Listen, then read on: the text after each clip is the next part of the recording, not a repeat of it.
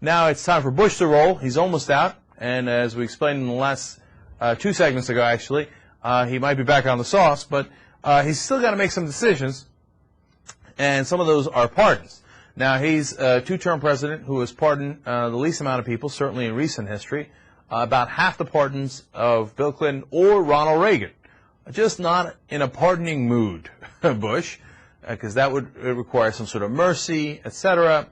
Not interested. Of course, you remember Carla Faye Tucker was going to be executed when Bush was the governor of Texas, and he laughed when asked if he would commute her sentence, and he made like a little noise like as if she was crying, "Oh, do you want to not get executed?" This guy has no conscience, right? So since he doesn't give out very many pardons, Newsweek, Isikoff, and Hosenball were writing that he is also probably not likely to give out pardons to his own administration. Come on, dude. Come on, you got to know better than that. We should get him on the show to talk about that. No. His own administration is a whole different ballgame. That's his ass he's covering. That he's very concerned about.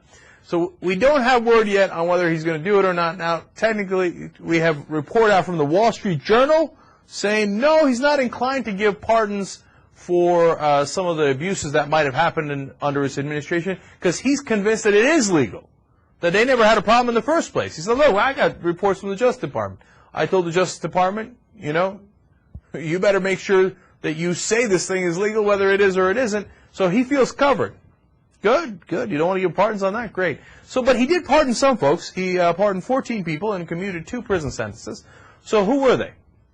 Well, largely they were people who attacked innocent animals. So let's give you the first 3.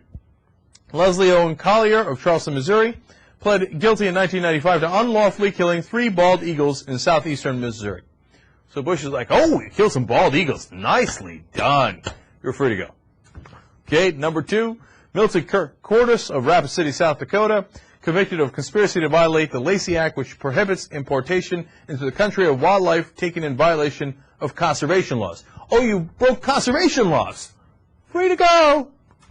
And number 3, Richard Michael Culpepper of Mahomet, Illinois. That's a questionable pronunciation by me. Convicted of making false statements to the federal government. He's like, false statements to the federal government? I'm in. He's like, hey, you're my kind of guy. That's what we've been doing for 8 years.